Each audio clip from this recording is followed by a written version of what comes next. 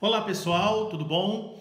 Sejam bem-vindos ao curso de Ciência da Natureza da plataforma Mais IFMG. Eu me chamo Gabriel Carvalho, sou um dos professores aí desse curso. Essa é a aula de número 4 e hoje nós vamos discutir fontes renováveis e não renováveis de energia, beleza?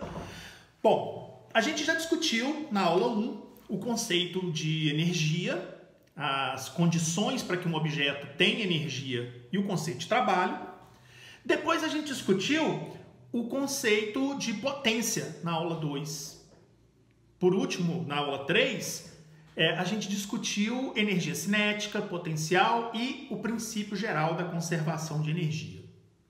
Bom, hoje a gente vai discutir algo um pouco mais geral, um pouco mais genérico, que tem a ver com as fontes de energia. Veja, quando a gente fala de fonte de energia, a gente está discutindo sempre uma questão que tem lá uma ligação com a base tecnológica da nossa sociedade, né? O mundo que a gente vive hoje, com carro, com celular, com televisão, computador, né? Internet, indústrias, é um mundo que necessita de energia. A gente não conseguiria viver um mundo como a gente vive hoje sem, de alguma forma, extrair energia da natureza. E existem diversas formas de fazer essa extração.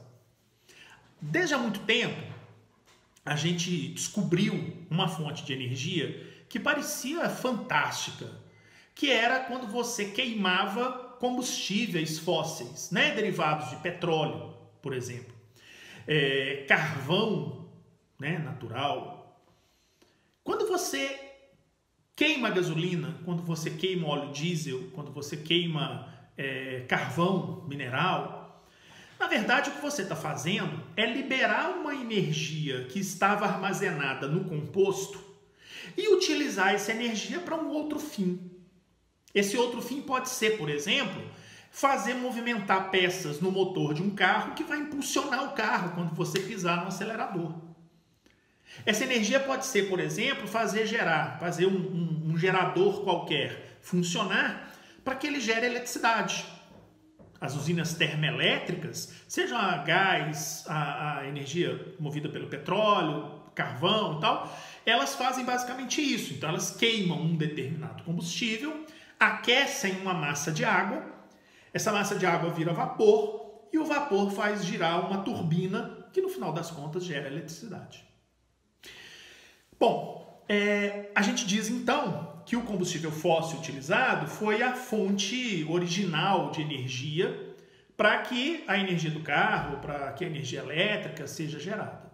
Então, nesse caso, essas fontes, né, de origem fóssil, elas são o que a gente pode chamar de fonte de energia para aquele tipo de transformação.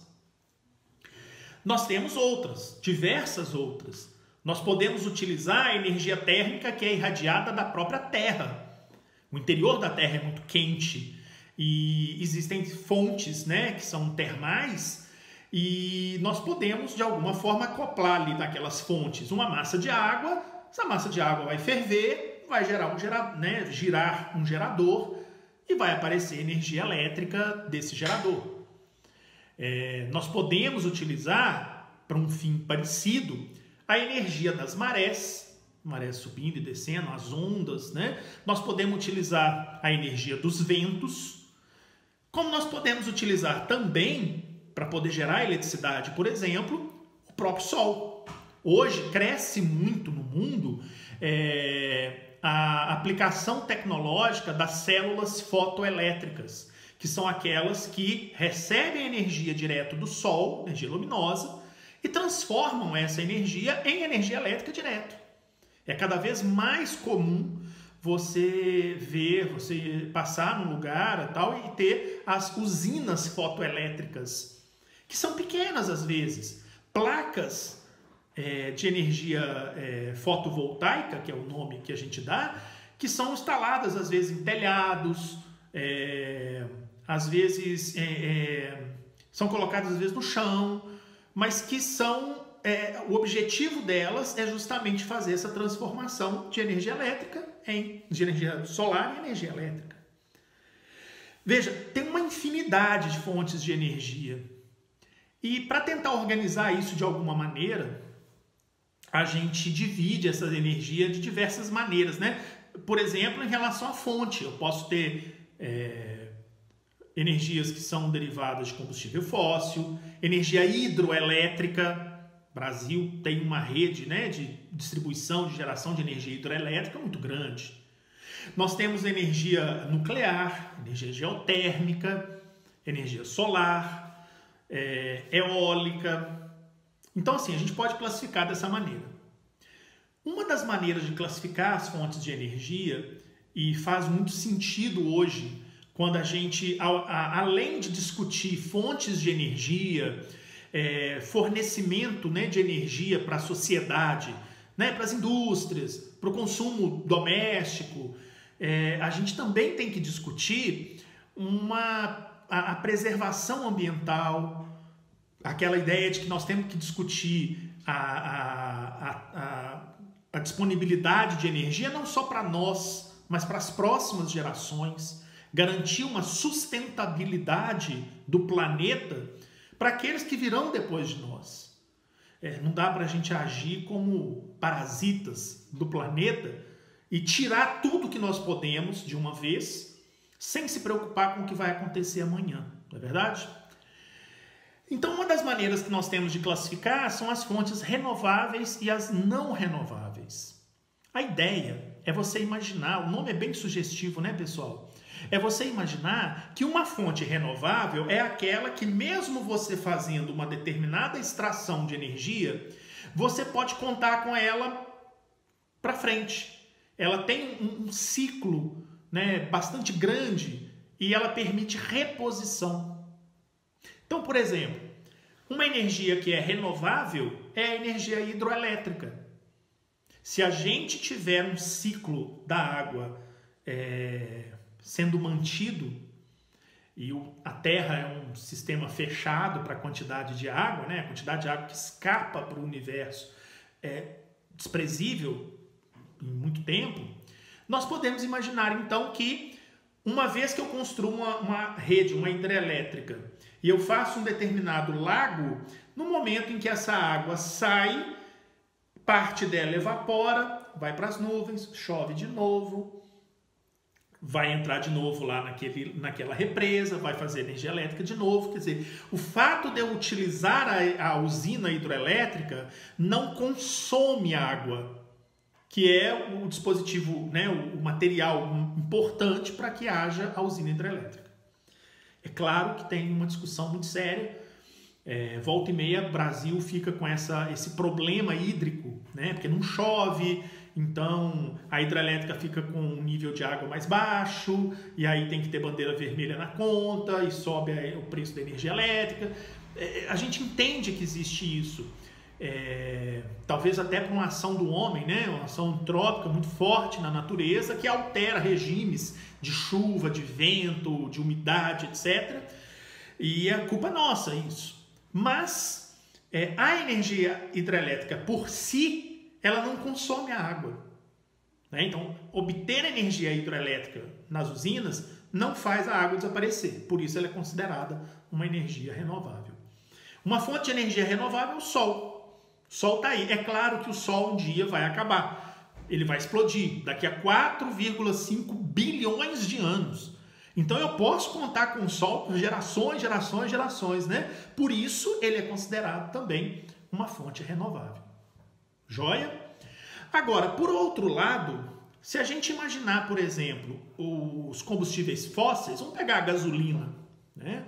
Ela não é renovável, porque a quantidade de petróleo que está na Terra para ser explorada é uma quantidade limitada. Então, assim, daqui a algum tempo, essas reservas de petróleo vão acabar. E aí, de onde que eu vou tirar a gasolina? A formação do petróleo é um processo muito lento, é um processo que demora eras e eras, e não vai acontecer assim da noite para o dia, né? O uso do combustível fóssil não repõe esse combustível fóssil. A mesma coisa do carvão, né? Do carvão de origem mineral, carvão de origem fóssil e tal.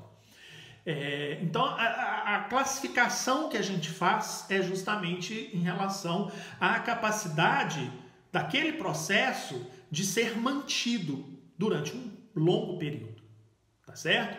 Então, só para a gente poder conversar direitinho, se eu tenho, por exemplo, o investimento num combustível, por exemplo, o álcool, né, da cana-de-açúcar, eu uso o álcool, mas eu posso plantar a cana de novo, tá certo? Então, assim, plantando a cana, eu vou ter sempre aquele processo. É diferente do petróleo, que não tem jeito de você plantar algo para dar petróleo, tá certo? Então, essa é a diferença fundamental entre esses dois tipos de energia. Quanto mais a gente conseguir fazer um investimento nessa área de energias renováveis, mais sustentável vai ser a nossa matriz energética e, portanto, mais adequada à vida humana vai ser. Além disso, é claro que a gente tem outras discussões para fazer, né, gente? Não basta ser uma energia renovável. A gente tem que, por exemplo, a energia hidrelétrica é renovável, mas construir uma usina hidrelétrica num local implica numa alteração ambiental violenta. A região que você vai ter que alagar para poder criar aquela usina é uma região que antes tinha um ecossistema, tinha gente às vezes vivendo ali, tinha cidade, né? São vários os exemplos no Brasil de usinas hidrelétricas que inundam cidades, inundam monumentos, inundam belezas naturais, né? Destroem ecossistemas. E o que vai ser feito com isso? Será que esse investimento vale a pena ou será que é melhor investirmos em energia solar, em energia eólica? Nós temos um regime de vento em diversas regiões do Brasil que é subexplorado. Por outro lado, eu poderia criar também, como foi uma iniciativa há um tempo no Brasil, né, do complexo de Angra dos Reis, gerar energia elétrica a partir de combustíveis nucleares, a partir de urânio, enfim, né, materiais que são fissionáveis. E o risco que tem? Será que vale a pena? Então, assim, toda essa discussão, ela precisa também ser feita. Essa classificação nossa entre energias renováveis e não renováveis é um ponto para a discussão, mas é importante vocês ficarem sempre ligados que há diversos elementos para serem levados em consideração, beleza? Pessoal, espero que tenha sido elucidativo, tenha sido tranquila aí a discussão para vocês. Espero que vocês levem essa discussão, né, para suas famílias, para os seus amigos, para o seu entorno. Essa é uma discussão muito importante e a ciência tem muito a dizer, né, a contribuir com essa discussão. Tá joia? Um grande abraço para vocês e a gente se vê aí em breve, tá bom? Grande abraço.